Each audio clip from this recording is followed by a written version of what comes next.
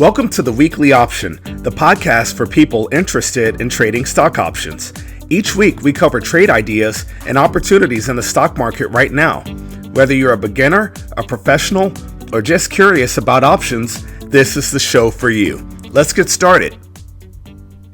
Welcome to the Weekly Option. This is episode 165 on May the 8th, 2021.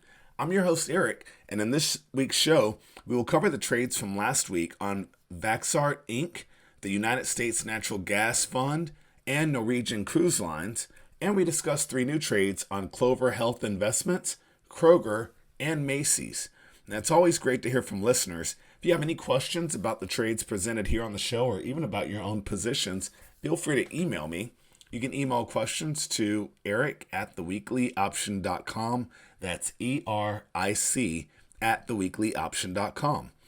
I've also created a few videos to teach you all the basics of option trading that you'll need to know to be able to follow along with me on this show. You can visit our website and click on the videos tab to watch them, or visit the YouTube channel for the Weekly Option.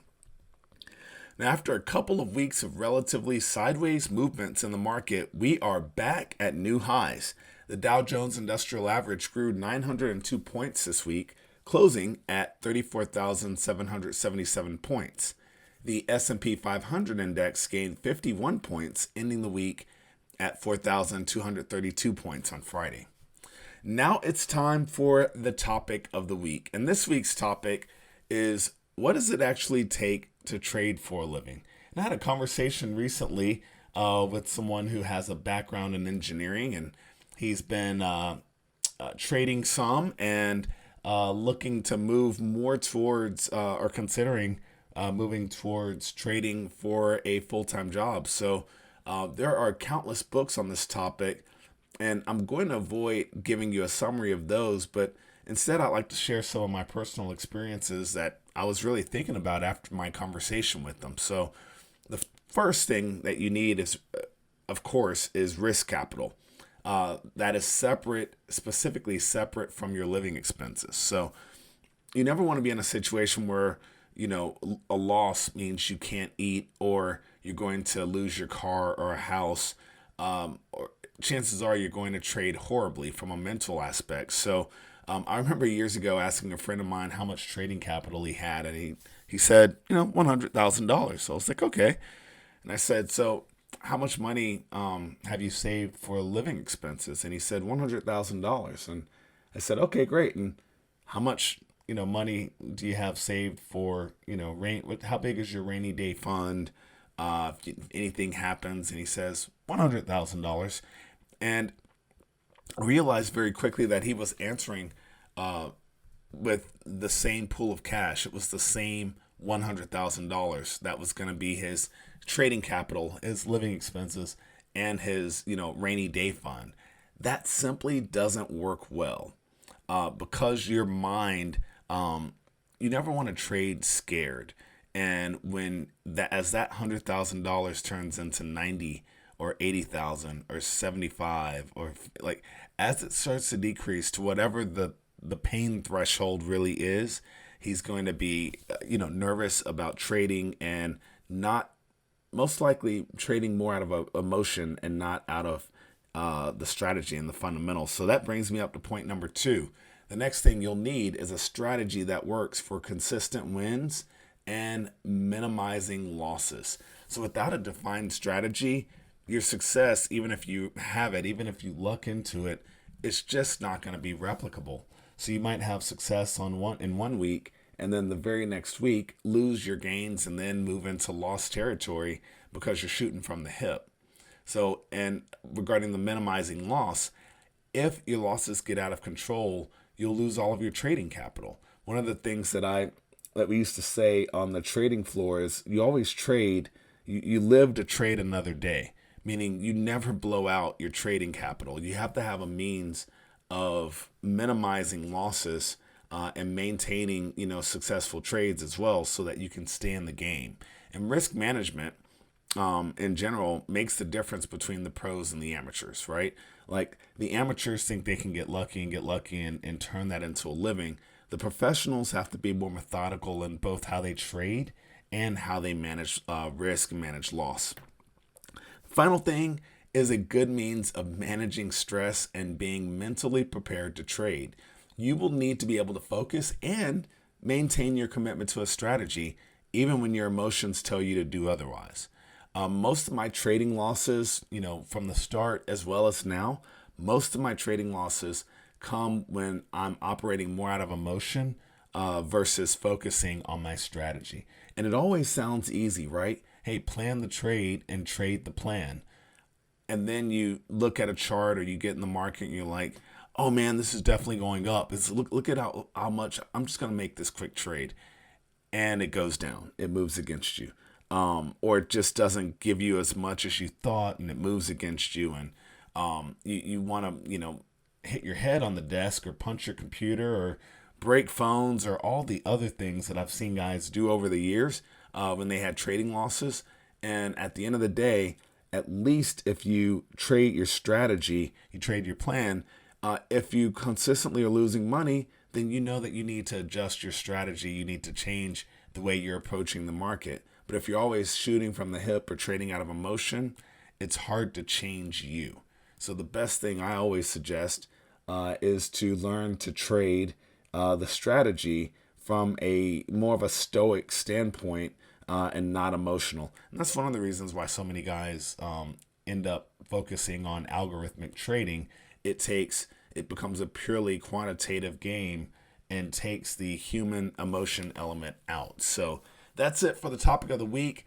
Let's get into the trade review from last week, which I wouldn't mind stalling because it wasn't a pretty week at all, but I think it'll be good for every now and then it's good to fall on the sword and have to talk about some losses. So it's the hardest thing about having a podcast each week is that you end up kind of being accountable and having to speak up both not only when your trades do well, but when they don't do as well. So all of that's to say this week is going to be more of a learning show than anything. All right, I'm kidding. We'll start off with the covered call. We looked at Vaxart Inc., symbol V as in Victor, X as in X-ray, R as in Romeo, T as in Tango. At the time, the stock was trading for $10.78 per share. I looked at buying stock and selling the May 11 call at $2.20, hoping for a maximum return of 22.5% in 3 weeks. Well, Vaxart stock lost $3.58 per share, ending the week at $7.20 per share. The call option that we sold lost $2.03, which is great, and that leaves us with a net loss still of $1.55 per share. And here's what I love about covered calls. If you just owned the stock, you would have lost the full $3.58 per share. So by selling that option, you created some cushion for the fall in the market. Now, I would definitely buy in the May 11 call and consider rolling the strike lower to the May 7.5 call. You'll collect 61 cents on the call that you sell, but that's still not enough to cover your full loss. Now, even if you sold the June, like if you kick this out a month, the June 7.5 call, you still would not collect enough premium to lead to a profit in the trade. And for that reason, I would simply exit the trade. Sure, you can sell put spreads to add to the premium collected, or even sell a higher strike call spread to create an iron condor. However, sometimes it's good to just take a small loss and look for the next opportunity.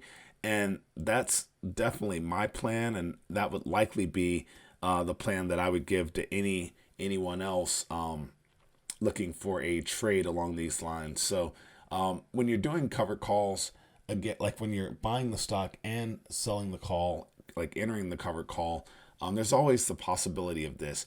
Normally, you're able to roll the strike lower to a strike that will still give you enough premium to offset the loss. But in this scenario, there's enough volatility that's removed from the market at these price levels that it's just not there, especially, not for 2 weeks and not even for the 6-week option, which would be the June 7.5 call that I mentioned. So taking it on the chin on this one and moving on. So our next trade was the credit spread. We looked at the United States Natural Gas Fund, symbol U as in uniform, N as in November, G as in golf. Well, when we looked at the trade last week, the stock was trading for $10.51 per share. We looked at selling the May 10.5/10 put spread at 16 cents, which could give us a maximum possible loss of 34 cents per spread. So the UNG ETF gained 8 cents, ending the week at $10.59 per share. Our out-of-the-money put spread that we sold is still out of the money. Now, even though the spread itself was marked slightly higher at the end of the day, your P&L update on Monday would likely show the true values of the spread. So I think the spread was marked up a little bit higher than 16 cents. I think it was closer to 25 cents if you looked at exiting the trade today. But that's just because the spreads were widened out, end of day pricing before the weekend. But as of Monday morning, when you'd actually be able to trade this, you'll see that the price in that spread has fallen, and this is a decent trade still. So with only 2 weeks left before expiration, I still like the trade, and I wouldn't make any adjustments. But certainly, you want to be aware of both your break-even price and just knowing that below $10.50, you can start to accrue losses in this trade. So definitely be vigilant, but good trade on that one. Our final trade on the week was a debit spread. We looked at Norwegian Cruise Line Holdings, symbol N as in November, C as in Charlie, L as in Lima, H as in Hotel. At the time, the stock was trading for $31.05 per share. We looked at buying the May 30.5/31 call spread for 33 cents, which could give us a maximum gain of 17 cents or 51.5% return in 3 weeks. Well, Norwegian Cruise Line stock fell $2.57 per share this week, ending the week at $28.48 per share. The in-the-money call spread we purchased is now out of the money, which means it's a loss. The spread can be sold for at 13 cents, which would mark a 20-cent loss on the week. Now, I would definitely look to close the spread and sell an iron condor against it. So that's selling the in-the-money or now out-of-the-money call spread that we initially purchased, and then starting a new trade, which would be selling the iron condor. So specifically, I like the May 27.5/27 put spread at 13 cents and selling the May 29.5/30 call spread at 9 cents for a total of 22 cents for the condor, for the iron condor rather. Now, it gets us totally flat on this trade if prices remain, within this kind of $2 price range, which is the current range that it's in right now over the next 2 weeks. So the other option, of course, is simply to sell. You could look at selling 2 put spreads for a total of 26 cents, which would also recover the 20 cents that you've lost on the week. But this stock looks like it still appears to be heading higher, even though it pulled back this week. So selling an iron condor versus selling 2 put spreads, it really just depends on what you see in the stock charts and how you think the stock movement's going to go. If you sell the iron condor, the stock does continue to rise higher, then you of course run the risk of having that call part of the call spread part end up in the money. Or if you just feel like the prices are going to continue to move higher and stay within that sort of trading band or trading range, then selling 2 put spreads not only would recover your loss on the week, but it would also set you up to have a little bit of a gain as well of 6 cents. It's not much, but it should cover your your commissions. And as an old trading manager of mine used to say, it's better than a sharp stick in the eye. So with that being said, let's dive into the new trades for this upcoming week. So I'm going to start off with the covered call, looking at Clover Health Investments Corp, symbol C as in Charlie, H as in Hotel, O as in Oscar, V as in Victor. The stock ended the week at $8.62 per share. I'm looking at buying that stock and selling the May 9 call at 65 cents, which can give us a maximum return of 11.95%, almost 12% in 2 weeks. Now, you enter this trade by buying Clover stock for $8.62 per share and concurrently selling the May 9 call at 65 cents. This trade makes the most money if stock prices finish above $9 per share, and the break-even price on this trade is $7.97 per share on the stock. And in real terms, the stock purchase would require $862, and you would collect $65 for selling the option. Our next trade on the week is a credit spread on Kroger, symbol K as in kilo, R as in Romeo. The stock ended the week at $37.73 per share. I'm looking at selling the May 37.5/37 put spread at 19 cents, which should give us a maximum possible loss of 31 cents per spread. So you would enter this trade by selling the May 37.5 put at 68 cents and concurrently buying the May 37 put for 49 cents. This is the credit spread because we are selling the spread, and this trade makes the most money if stock prices stay above $37.50 per share. The break-even price on the trade is $37.31 per share, and in real terms, you would receive $19 per spread that you sell and have $31 at risk.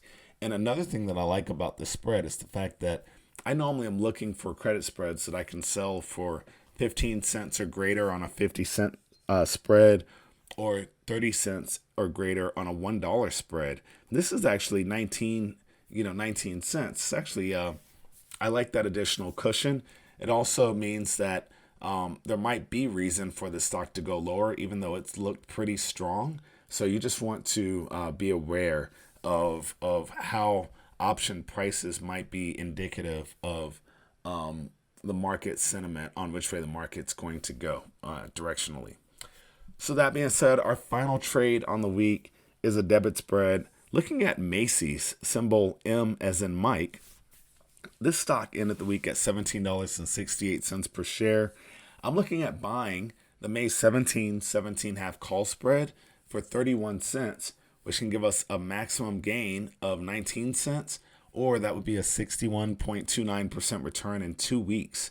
Now, you enter this trade by buying the May 17 call for $1.36 and concurrently selling the May 17 half call at $1.05. This is a debit spread because we're buying the spread, and this trade makes the most money if stock prices remain higher than $17.50 per spread. Our break-even price is $17.31 per share in the stock, and then in real terms, you'll pay $31 to enter the spread, and your maximum gain is $19 per spread. So not too bad for a couple of weeks of risk. And certainly if it fits your risk profile, these trades are definitely worth taking a look. So that's it for this week's show. Hey, thank you to all you guys who have hopped onto YouTube and seen some of the new content, and also subscribed. I'm definitely looking to grow my subscribers. So thanks again for participating on the podcast audibly, participating on YouTube where I can create more visual content. I do obviously post the podcast on YouTube, but it's not visually. It's really just this audio and a stable image. So at some point I might start recording the podcast live so that people can see me, but I don't think I need to be seen. But some of you have said that you'd like to see that as well. So I'm considering a couple of different formats to be able to do that and do it consistently so that regardless of my location, you'll see a decent background. So that's it for the week. Thank you guys so much for listening. And as always, happy trading. Thank you for listening to the Weekly Option Podcast. Please subscribe to our show and visit us at www.theweeklyoption.com. Disclaimer: there is a very high degree of risk involved in trading. The indicators and strategies described in this podcast are for educational purposes only and should not be construed as investment advice. For our full disclaimer, visit our website at www.theweeklyoption.com.